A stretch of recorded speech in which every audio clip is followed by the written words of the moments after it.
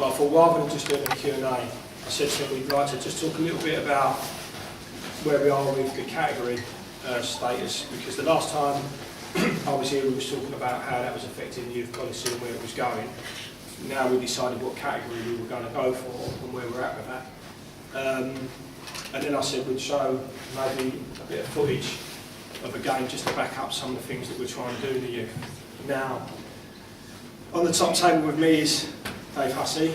He's just joined the club. He still hasn't bought the suit yet, but he'll get around to it. He reckons this is more expensive than my suit, but I'm not so sure about that.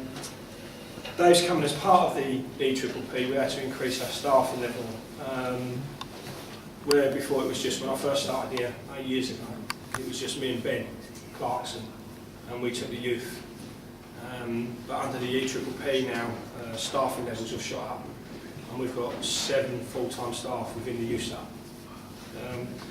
Dave come in at the start of the season. He now takes they call it the professional development phase, which is the youth team, along with myself. A little bit of background, how Dave got to the club. We run our academy at the Chase football, soccer place just up the road by the hospital. We do most of our sessions up there, and I went up there one night to watch our academy training. And while I was watching the academy, I could hear this guy behind me talking to the under-10s. Yeah. Under-10s, a little team just off to the side. And I just kept listening to what he was saying behind me. It was getting a bit annoying. Some things don't change. Some things never change. So I found myself turning around. It was me and a guy called Dale Brooks at the time that was at the club, who's now up at Falkirk.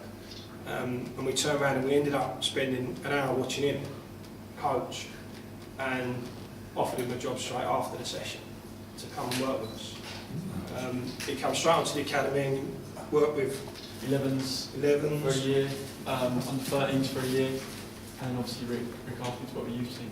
When Luke Hobbs left to go to the club that's up there, Arsenal, Dave Johnson stepped up in his role.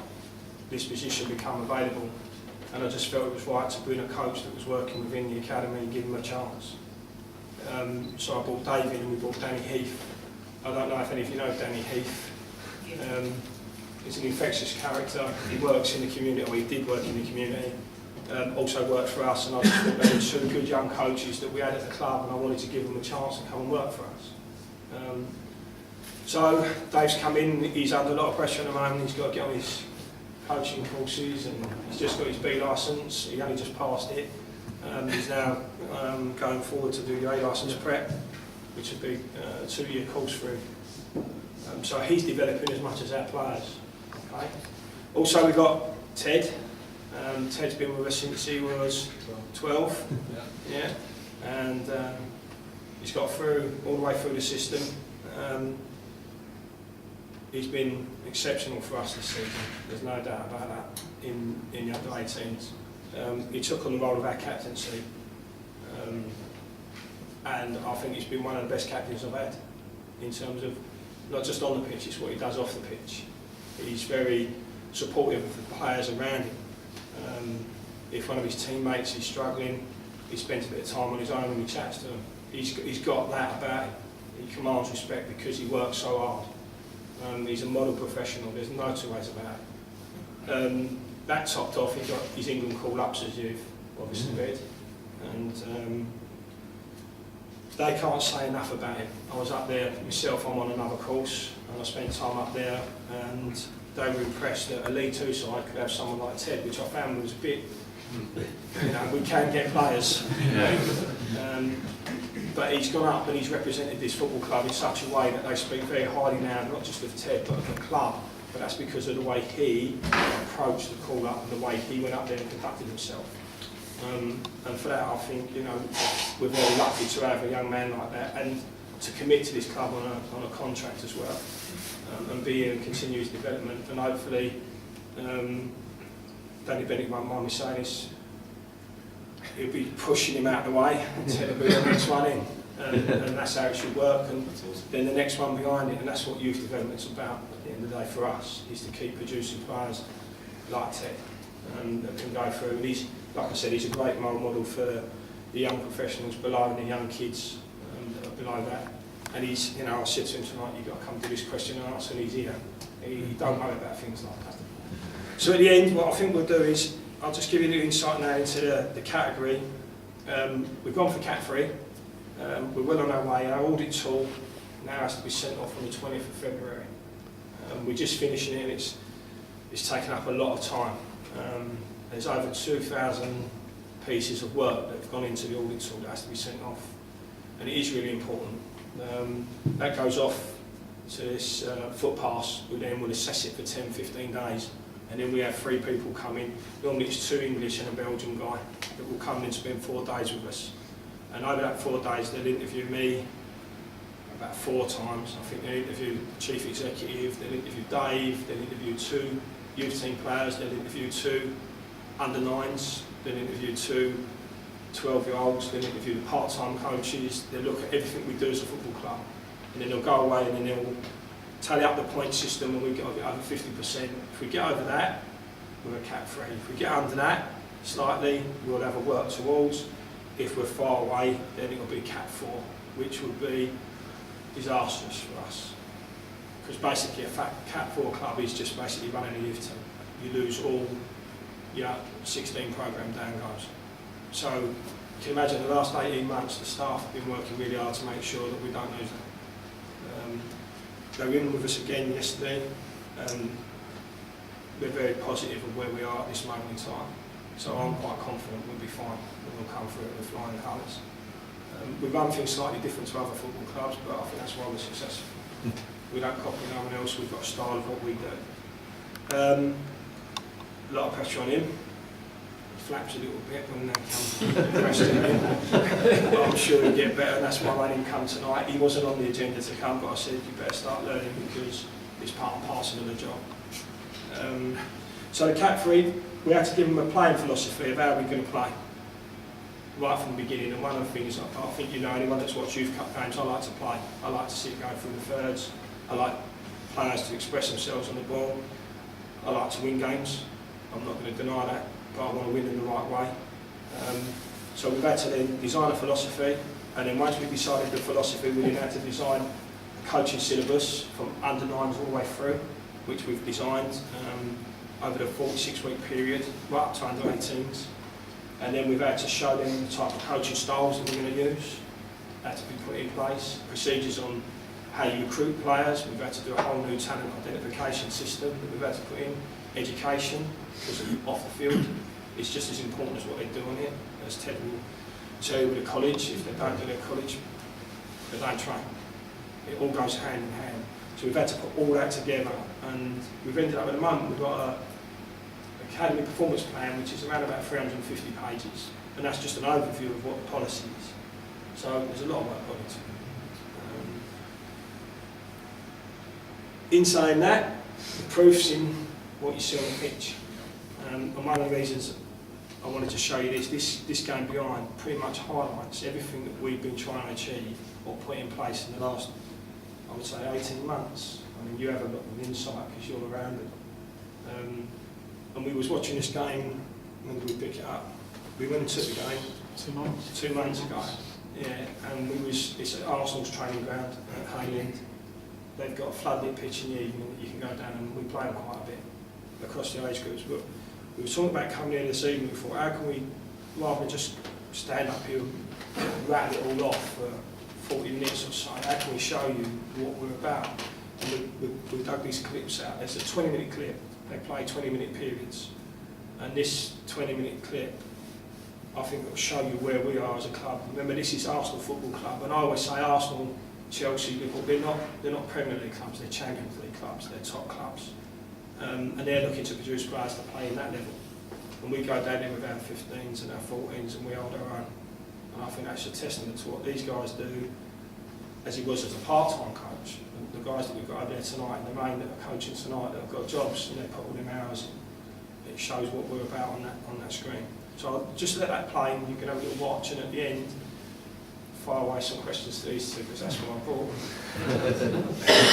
Especially Mr. Flapper. On that game, and every challenge. even the youth team, Ted will have on the sheet, his name will be there, and underneath will be 2 or 3 challenges in relation to the block of work we're doing for that 6 weeks. And he'll have challenges to achieve in that game, as well as the team. And then he has to assess that by Monday morning. He has to write a report, email it in. Did he achieve them challenges that were set for him, them objective targets that were set for him?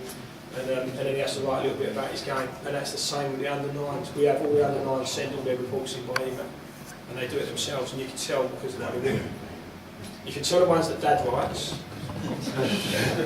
They're easy to spot. But that must be an issue for some kids, though. It is, but what we've said to them, I mean, we don't put any kid under pressure, and we know because we have a lot of contact with schools, we get all the school reports, so we know where they are. But we said to the parents, we'd rather him sit there, and whatever comes out of his mouth, if you've got to write it for him, then make sure it's what he's saying, don't try and plan it up, because we'll know. And we want to know from him, because that's the only way we can teach him.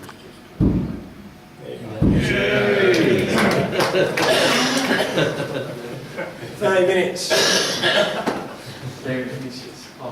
And that's the half. That is literally right on the half we scored. You sure that's not Jack Payne then? It's a ringer. We keep playing. But that was just to give you that was to just give you an insight into what we say, what we're trying to do is what I think you can see on there, it actually comes out in the games. And I think we think the staff it's the only way forward with the kids. And just because we're, people say need to come, I get fed up hearing it. I do get fed up hearing it, they just categorise you because you're down there. I mean, we're all professional football clubs and we're all trying to do the right thing. We just haven't maybe got the same resources as them, but it don't mean we can't produce players the same as them. And the proof's in the pudding, because in the time that we've been here, I think we've had, 15, 16 debuts that have gone, maybe like something like that. 15, 16 debuts into the first team. Some have done only a few games, some done maybe more. Obviously we'd like to see more in there regular. And we've also, we've maybe players that have moved on from the club, maybe 15, 16 players that have moved on. And again, when we talk about moving on or stress, sometimes it ain't the club that's doing it. Sometimes it's the player, parent or his agent that makes that happen. So it isn't always, I see sometimes on some of these balls, and it ain't always our decision that player leaves. Sometimes we try our hardest to keep that player, but if a kid of 10 or 11 says, I want to go, whether he's been with you for 3 years or not, if that 11-year-old's sitting there and he wants to go, he's going to go. And sometimes it's in your interest that they go anyway. It's disruptions and... Yeah, but he ain't going to come back, he's going to be unhappy, what's the point? Yeah. We've learned from it because, like I said, the goalkeeper that you see there, Harry was one of those young kids that wanted to experience something different. We could have handled that in a completely different manner and been aggressive and said, no, you're not going, and we're going to do this and we're going to do that, but we didn't. We explained to him about the YD10 and what it meant to him and his family. They all know that on the induction night when they sign that they are. What we try and get across now more than anything is that once you sign, you're at a professional football club, you do become, I'm trying to think of the right word, like a commodity maybe, of that club. And we stress to him that if he leaves off his own back and we think he's good enough to go, then we will seek compensation. But we won't be aggressive about it. It's you can go off and you can try, but we always leave the door open that if it doesn't work out, come back. And now we've got Harry Beasley back, we've got Montel Brown's come back, I think that's 2 that have come back this season. Damani's just come back, another lady's just come back. Because I think the way we're dealing with it, go off and try it, but we're here. And I won't cut our noses off. If they're good players and we want to keep them, then I'd rather them come back. And then we just carry on, we carry on with them, don't we? We don't get treated any different. So, I think we're doing it the right way. I think we're producing the players. And I think, hopefully we'll get our audit come through. We'll get audited on the 15th of March for 4 days, and then we'll know by June we'll get pulled up to the Premier League and we'll find out whether we've got the Cat 3 status. There was 33 clubs that had just gone in the last batch. 18 got yeses. 7 got, you've got a little bit more to do and you'll get it. The rest got told no. They're now basically their youth policies are under threat. and I'm sure you'll read about some of them clubs pretty soon, because it's the Cat 3 one, so it's the lower league. From Championship down, clubs that maybe, for not having an indoor facility, one of the things that stops us is we've not got an indoor. If we had an indoor, we could be a Cat 2 club. A little bit more investment, but because we haven't got the indoor, we can only go for Cat 3. We can't go on until we get the indoor facility. But there's some clubs that we told no, and now they're going to have to have a real look. They can re-audit it, but it costs them around 15-20 grand to re-audit, which is a lot of money. So we need a few more members just in case. To help us out. Fire away any questions, especially to Dave, because he needs to work. But anything you want to ask us, feel free. Hopefully that was give you a good insight to what we're about. One more question for Ted. So what was it like when you got your England call-up? Yeah, I would say over the moon. I mean, it was nice just to represent the club.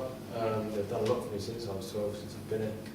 And it was a privilege to just go out there and sort of represent a lower league club. And it was just treated as like a bonus. I mean, obviously my stuff that I do at the club is not my foundation, and anything sort of higher is just go and enjoy it. Like, obviously I enjoy football here anyway, but that's just a bonus on top really. You say that game against Hungary, pretty impressive for you. Was it Hungary? Yeah, it was Hungary, yeah. I mean, I didn't really have a lot to do. I had 2 saves, but it was just nice to get a clean sheet. I think I played 88 minutes, and then they brought someone on the last 5. But no, it was just nice for my... Did you see the save before he went off? Has anyone seen it? I'm sure he's put on YouTube. Yeah, he said like a couple of saves, he made a great save. The club did a link to it, didn't they? Yeah, I mean, you would do. I mean, he's had this, he said a couple of saves, but that save weren't just a couple of saves. That was one thing he had to do, and it was going in the right top corner, and he's kept it out. What other clubs were up there on that call-up with you? I think Other players? I think there was one from Hartlepool. He was obviously a league club, but obviously you got your Newcastle, Chelsea's, Tottenham, Liverpool's got all the top ones. So what does that do then? So you're called up. I mean, surely people start sniffing around at this point, don't they? Yeah, they do. I mean, we're not going to deny it. Obviously, we were talking to Ted prior to going up, and we knew, we'd been speaking at the start of the season that the way he was performing, that something was going to happen. There was no two ways about it. And, his performances in the youth team were going to merit that. We've always looked at as well, which is nice for us, because we've built up a good reputation now over the last 8 years with all the hard work of all the staff. People come and watch us, scouts come and watch us, and they go back and talk. Obviously, Peter Vivian was coming in from England, which obviously helped as well. And Terry's got links with England. The goalkeeping coach Terry Mason's got a good link, obviously through his time when he was at Cambridge, and he sort of started that with John Muddy, and he brought that here with him when he worked in the academy, and now he's the first team goalkeeping coach. That is the downside. I mean, that was the first thing the Indian guy said to me, was when he rang me up on his first call up, he said, fantastic, all the things I told you at the beginning when we opened the meeting, saying, what a pleasure and what a credit it is to your club, and then right at the end he said, but you've got a serious problem now. Yeah. And I'm on the end of the phone, and what's that? And he said, how are you going to keep him? And I said, we're just going to put him in a room and make him sign it. But like I said, the reason I asked about the clubs, because he's such a level-headed young man. He's up there, and all those other players, I'm sure, are saying to him, what are you doing down there? Because they're at top clubs and they've got great facilities, but it just shows it ain't about the facilities. It's always will come down to the coaching and the players. You can have all the facilities you want, but if the coaching's not right and the players, recruiting the players ain't right, it makes no difference. That's the most important thing. Fact. Yeah. What they learn on the grass. We can do all these books, we can do all these presentations. The bottom line is when they're on the grass, the guy that's coaching them, and if the players can take it on board. And that's what we do. I mean, presumably, you don't know any different because you've been here so long, but therefore you must like what's happening. Yeah, I mean, which is obviously great. But I don't think about anything outside of my football. I just play my football and sort of have blinkers on. Like I just play my own game, and I'm happy at the club. I want to break into the first team here, and I don't really do it. Well, it's pretty close. Interest me at the minute. So how tall are you? 6'2". Oh yeah, that's pretty good, isn't it? Have you been 6'2" for quite some time, or was it just sort of Around 6 months probably, but I think I've got a little bit more in me. Obviously I don't stop around until I'm 21, so Right, I right. ended up sort of 6'4". I mean, as a football fan, I like tall goalkeepers, and I think they're always, we've in the past at Southend, you remember, we had a couple of good goalkeepers in many ways, but they're far too short. Cameron Belford. Cameron Belford, yeah. And though they were good, anything over their head, in the chance. So I think 6'2" must be quite an advantage. I mean, it's something. I think you're pleased that you've got as tall as you are. Yeah, I mean, I was lucky because my mum's 6'1" anyway. Right. I was saying is that you always grow taller than your mum. So. Cheers, Ted. That might have been the first thing that said to me. I told your mum. Right. Yeah, Dad's only 5'9". So.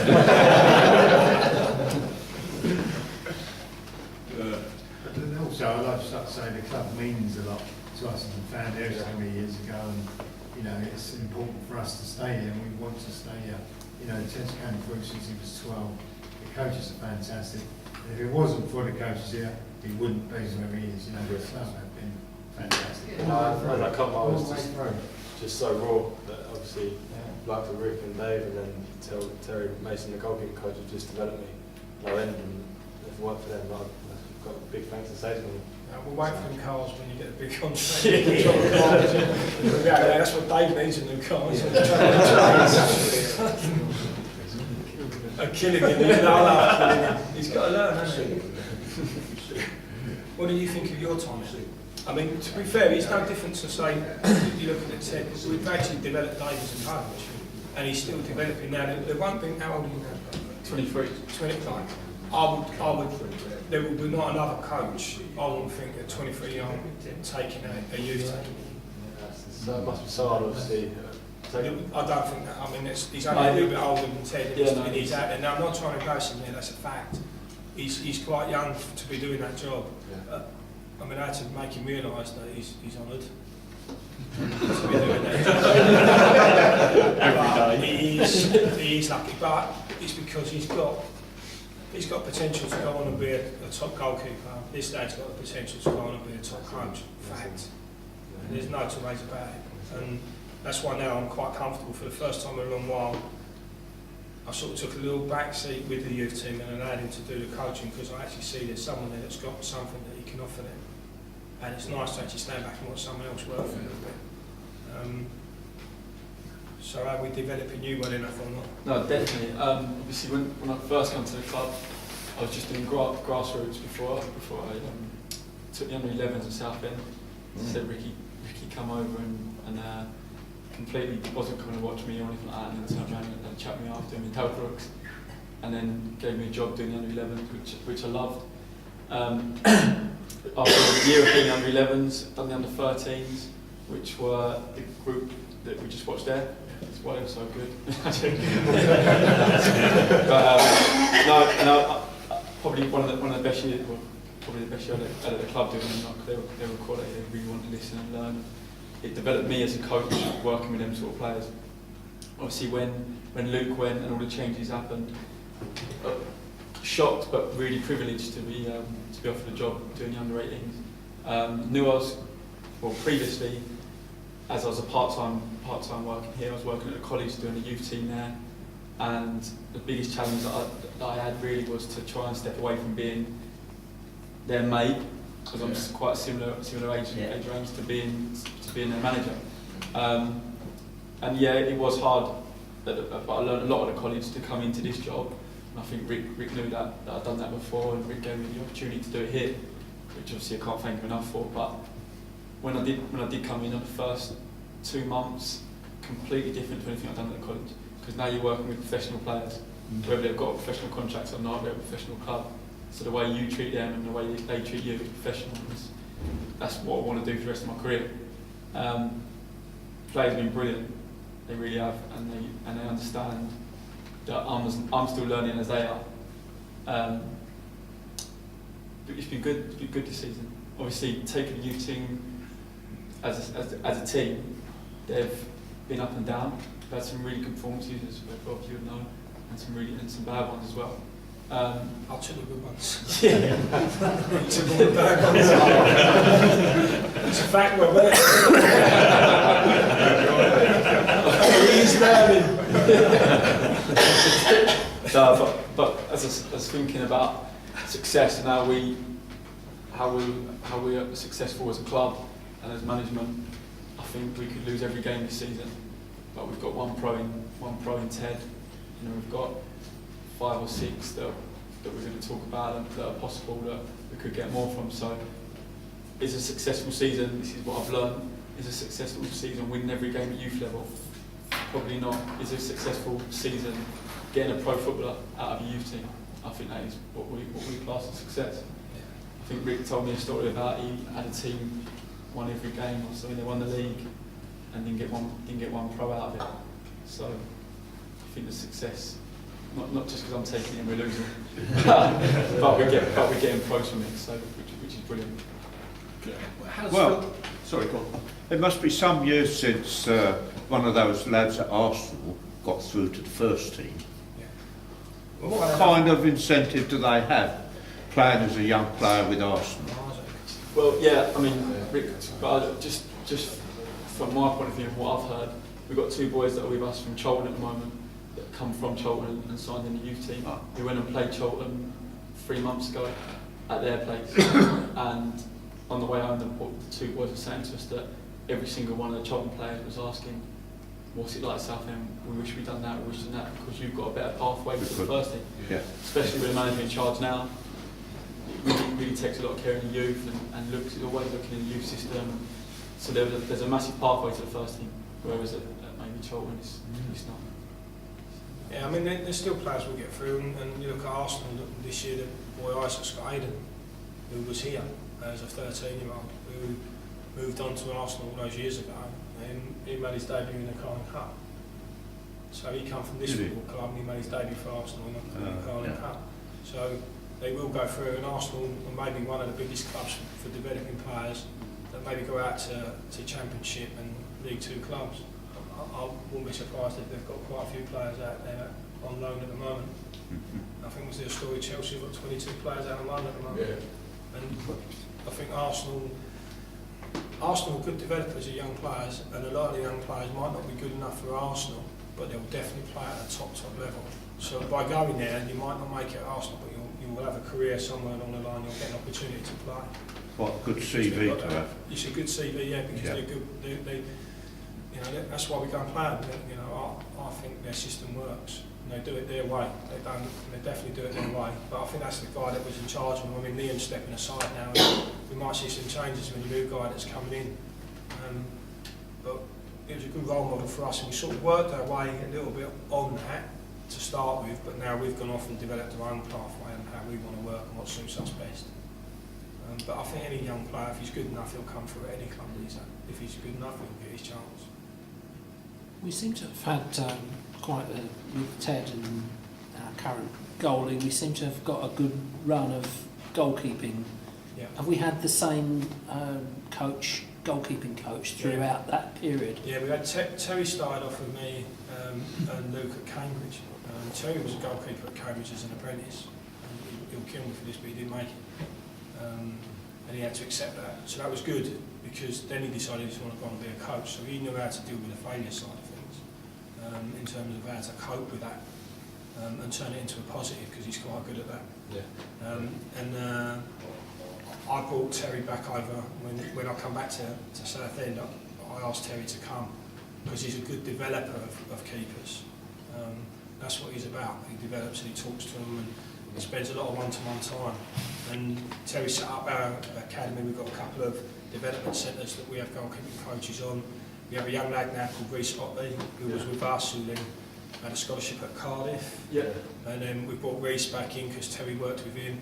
So we're keeping the same mindset now with the younger ones, and Terry's overseeing that. And obviously Ted, I think Terry was Terry the one that got Ted in? I think it was Steve, wasn't it? Steve spoke to recommended Steve King, him. spoke to Tel. Yeah. And then Tel, I went to his guy, like goalkeeper sort of soccer school, and then went from there into the shadow squad, and then from there So into the. it's quite funny now that he's coming onto a pro contract, and the guy that he's going to go and work with now is again Terry. Yeah. So he's working his way through. But he works as a youth player. He trains with Terry and he trains with the first team campus virtually every day. So he's good at that, Terry. And now we've got Reece in, and he's starting to work with the young ones. Reece is another young coach, but you know, I think it's good to give young coaches a chance. You know, otherwise, how are they going to develop their game? But we need that in this country. We need some good young coaches. And he's now coming in. He's doing all right. He's another young lad. He's got to find his feet, but he's doing it in the right way. We need to get some strikers. That's what I think. We keep developing goalies and a few midfielders. We need a couple of decent strikers is what we put down. Honestly, that's one of our objectives we put down as an academy.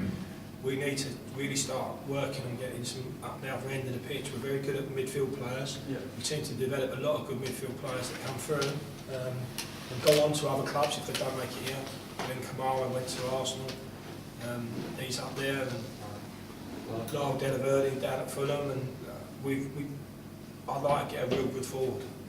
And we've had good ones. None of the ones, I wouldn't say the ones, I don't want to be disrespectful to the ones we've had in, but I want that special one, like the guy we've got sitting here, up front. I think that's what a lot of clubs want, that one. We're in there 5. Yeah, So then Suffolk's one I've to watched get. a youth team all the way Yeah. through, and to find a top-class striker. Top class striker is tough. It is hard. They're 1 in a million, aren't they? Yeah. You know, if you And get something like that. I'm hoping that one day we'll clock one. Sure. Will come through. And we might have one.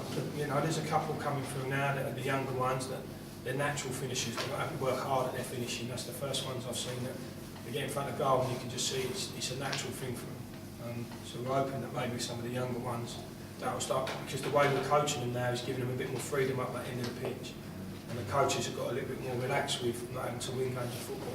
I've stressed to them across the board, I want to win, but don't make it a be-all and end-all on Sunday. You know, we want the kids to learn.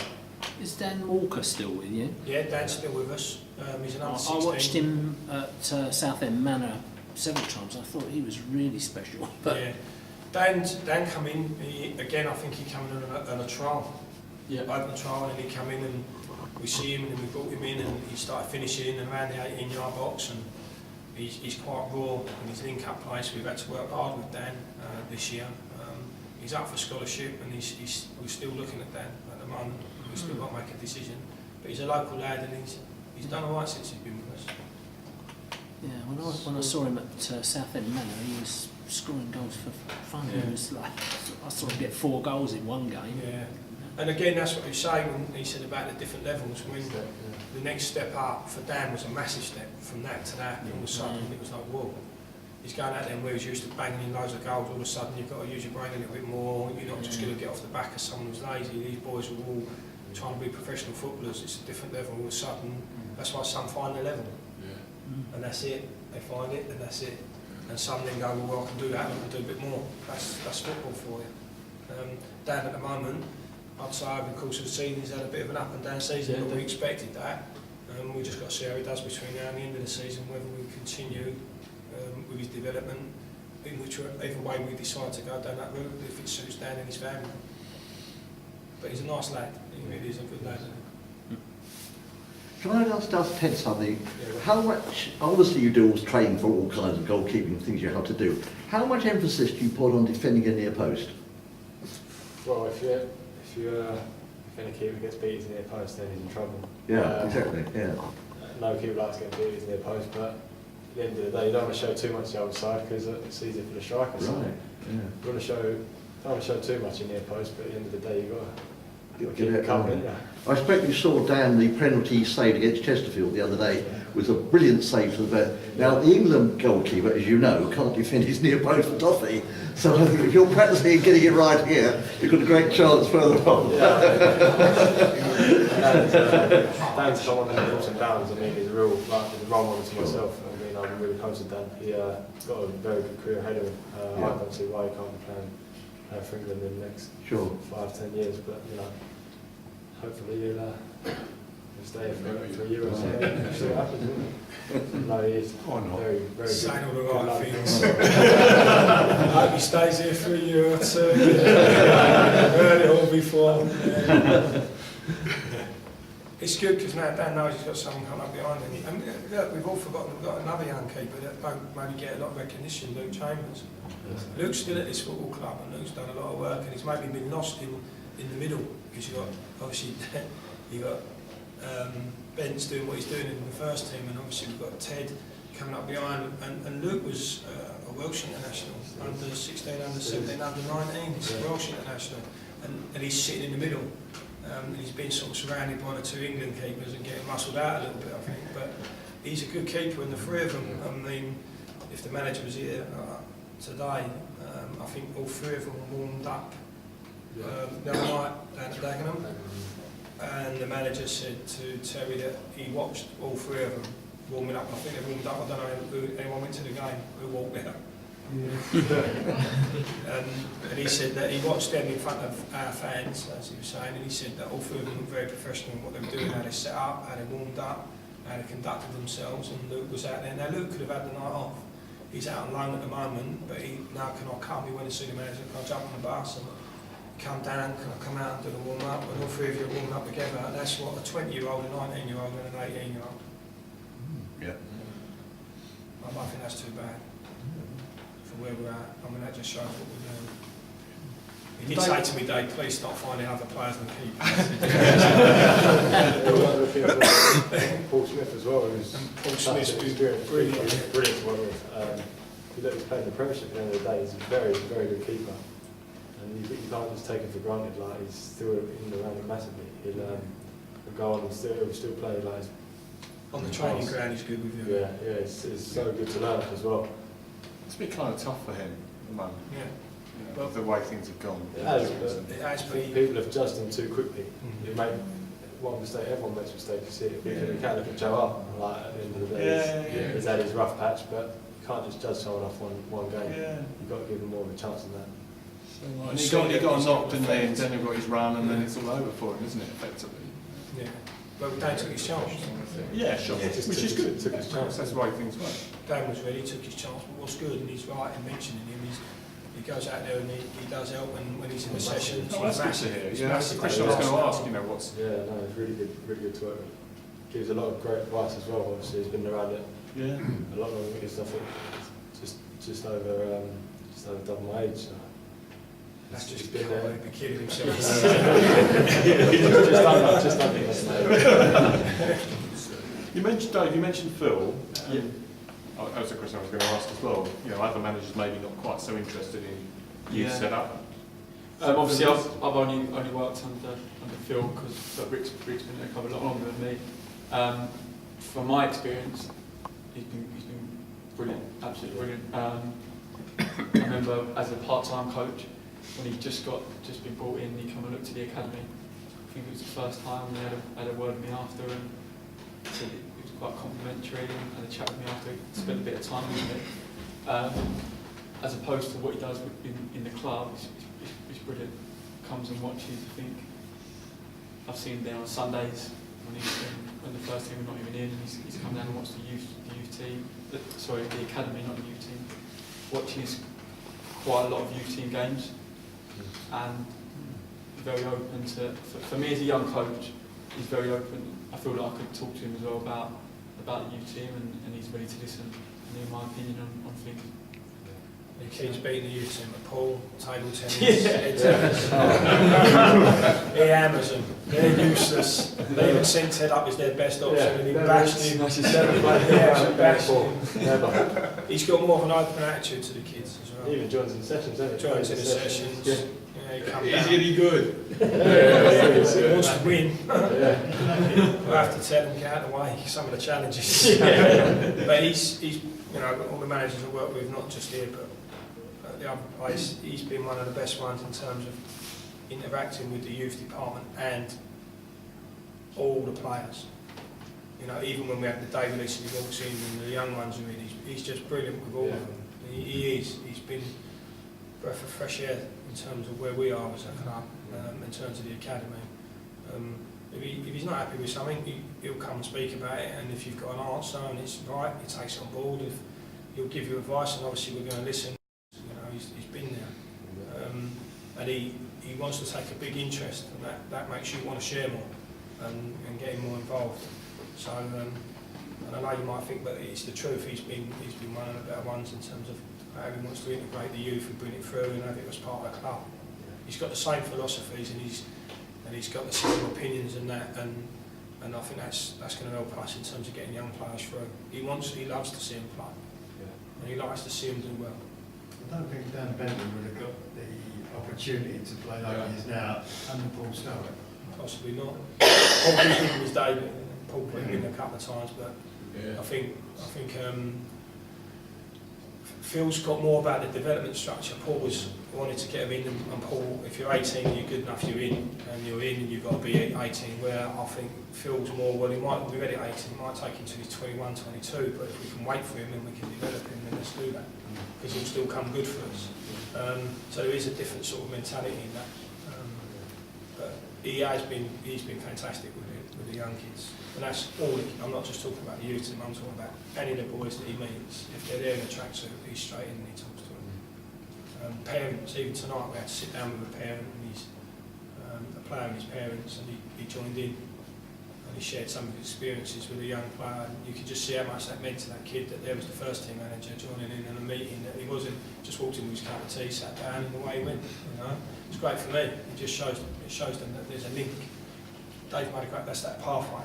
If you can see that, if I was a parent coming in and you can see that there's a link between the academy and the first team like that, you'd be happy to have a kid in, because you know there's that pathway. If you come in and the two departments are that far apart, you can start worrying, wouldn't you?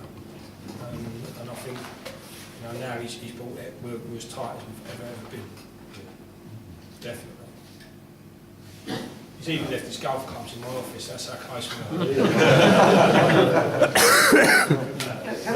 Is he any good? The clubs ain't that good, so I'm not so sure. I need to see the golf clubs. Can I ask another quick question? Yeah. Obviously, these lads are doing, and Ted's doing very well, very young, and he's brilliant, and everything like that. But there's no doubt, and I've spoken to one or two players in the past who said they never really developed as players till they were about 21. Yeah. Now, how, as a youth team coach, you cope with guys like that who don't show their potential to that time, and they could become very good players at that time? It must be a very big investment for the club to keep them on to see if they will develop. Or when do you make that judgment that they might be all right later on or not? The first judgment, if you want to take it from 16 months, they get a scholarship. They get a 2-year scholarship, and in there's a third-year option. Yeah. At the end of the 2 years, you have to sit down again and look and say which ones are ready to push on again. Yeah. You'll know, because most of them have been over with the first team, trained with the first team, held their own a little bit more with the first team. Some you can see are playing at their max at under 18 in their second year. You can see they're giving everything to be in there. Yeah. And you can see there's just, maybe they've just plateaued out, but there is no more to come. Yeah. Others you can see they'll hit that and all of a sudden they kick on again, so you think, well, how much more can he kick on? Yeah. With Ted, if we use him again as an example, because he's sitting there, you could see he had so much more, and that's why the England call come, and that's why now he's training with the first team. There's one or two now that are getting ready to get given decisions. We might keep another two or three on. Last year we kept Marlon, Aaron Tatton, Jack Edwards and Jack Payne, believe it or not. We're all third years that were only offered third-year extensions to their contract. Obviously Jack had a fantastic game at Great Corinne and trained well, and unfortunately with injury. Yeah, they had an injury and that building up to when the manager come in. But once he'd seen him fit and seen what he was doing, straight away he wanted him. The other three lads now, we have to sit down before the end of the season, and if only one of those goes on, again, you're doing the right thing. Because at the end of the day, that's what it's about. You start off with the base, and then you're trying to get that one that's going to go in. Right. So they'll continue to develop, and if two fall away again, and that's the one that goes through, that's the game. We've got more of an open mind to try and take players on into being 21. It's one of the things that Phil and myself we want to bring to the club, to give them that opportunity. We think that every scholarship should be 3 years, minimum. I actually think that. I remember when I was here, it was at 19s and 17s, and I still think that was the best model in terms of developing young players. Because at 19 you could then take them on into 2 years, to carry them for another 2 years to their 21 wasn't such a strain. Yeah. You're making a decision on an 18-year-old now, which is quite a big difference. So I thought the 19 programme was a better programme than what we've got now, for that reason. It's tough. Yeah, it's pretty tough for you, I think. Sometimes, I mean, we sat down this year with our 16s early, and we've looked at it, and some of the boys that we've not offered will get clubs. That's when you know you're doing really well. If boys that you're releasing are actually going along and actually getting good levels of football, then you know. And it's been one of the hardest decisions this year with 16s. We said that they don't get It's been tough. higher league clubs as well. Some might even get So- a higher league, yeah. But what we've chosen, we hope is What's going to progress into our first team? Sure, sure. Because that's the be all and end all. Yeah, yeah. For as many as we sell, the bottom line is we want to get players in there. We don't want to keep selling. Because, again, we go back to that club. Arsenal, they played Liverpool the other week. And under 21s, Michael Nagu played. I don't know if anyone remembers the boy Michael Nagu, just centre forward. The game ended 2-2, and the comment was they thought he was the best player for Liverpool, and then Arsenal said the best player for them was Isaac. So the two best players on the pitch were in the club company. Was he the guy that was on loan at Yeovil last season? He's about 8 foot now, isn't he? He's bigger, stronger, and he's still developing. You know, when I speak to Michael, and he still feels he's developing. I mean, he went and played in the Under-20 World Cup for England, Michael. I mean, that's where he went, from us to Liverpool to the World Cup. I mean, what a career that is. At 19, he was playing in the Under-20s. People forget that he's still quite young, Michael. He's still got more to learn. He definitely is a Route 1 centre forward, though, isn't he? He's, you say that because of his height, but he's actually, he's really good with his feet. And the one area that he struggles, He's in the air. You kick it up to him and he will not hit it. It goes to the side and he's always like that. But it was an area because he was always taller. He used to just stand there and hit it. Obviously he's had to learn to jump and things like that. But you look at him now, he's just developed into. I think Michael will come good. I still think he will. The likes of Frank Musa, that's a joke. They're all. I mean, I don't know if you see Frank Musa's goal the other night. What a strike that was, wasn't it? But you look, he come through. Frank was recommended to us at Cambridge on an open trial day. He wasn't scouted. He was brought down by his agent with two other boys, which was Charles Adamino, Frank Musa, were the two that she brought down. And both those boys got contracts in and went and done well here. And that was an open trial, not scouted. And that's just the sort of way it works. And then Frank's just gone on and on and on. Yeah, I don't know where Charles is now. Yeah, he wasn't. He kind of had a few good moves, didn't he? Sorry? It's at Margate. Oh, he's a Margot. He knows everything because he goes to every game. He's the bloke's like Oracle with football. Every time I shake his hand, he does a quick interview and I say, where are you off to now? Straight out to the next train. Often he lifts back, he goes, no, it's right, it's quicker on the train. This is the way these lot take to get washed and showered. So in the end, I think we're doing okay. I think across the board, we're really pleased with it. And I think the club has got to look at it as well. We've been quite a successful policy. If you was to really start looking into it, I think we've done a decent job, and I think we can. I think we're now at a point where we're only going to get better. I think this is now the first group. Was it under 8? Was it Bridgie come through? Yeah, Bridgie did. Yourself all signed under 8, under 9. Well, I think I signed was under 12 with Bridgie, So King. they've all come through at under 8s, under 9s, and they're now up for pro contracts. So that's the first lot that I signed with Luke when we come, first group of boys, and we've still got maybe 3 of those, 4 of those are still in there that have come from under 8. That shows we're doing right, because they've gone each for each block. And hopefully that will continue, because we don't want to take too many from outside. We'll do that for us. Just a quick question. How's the lack of matches affecting you at the moment? It's killing us. Competitive game. This is what the problem is. When we haven't got our own 3G, our own indoor, you'll get all the Cat 1 clubs will go inside and play 9v9s. So they're continuing to play their games we're having as such, or better games. We haven't got that, so we're constantly going to Garens, or we're going up to Davy Lloyd's, or up the Chase. We're not getting 11v11s, so our season's been stop-start, and that's what it doesn't help, because they just get into a pattern. Our best run of, was it 20 games unbeaten with pre-season, 10 games. Then the weather comes, and all of a sudden it got bitty, we started to lose games, then game was cooled off, and now here we are again, we're sitting here and we don't even know if we've got a game set up. It's supposed to be coached, isn't it? Yeah, but the way this is going. Yeah. Maybe that. Won't even have a So go. another going right. Yeah. But that's the way it's looking, isn't it? And it don't help. Because then when you start again, it takes them 3 or 4 games to get themselves up and going. And you're trying to make decisions on lads now. Yeah.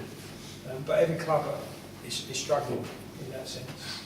Even the bigger clubs, they still can't get on their training grounds, but they can go indoors. They've got a full-size indoor. It's a shame we weren't right next to St George's, because that's unbelievable. Yeah. Seriously, it's unbelievable. The indoor down there, the facilities down there, incredible. But that don't help us. I'm very conscious of the time. Yeah. You guys done a great job for us. I Yes, think. we're smashing. Just want to, should we thank them? And Yeah.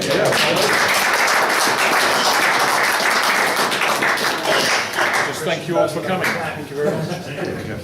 Thanks very much.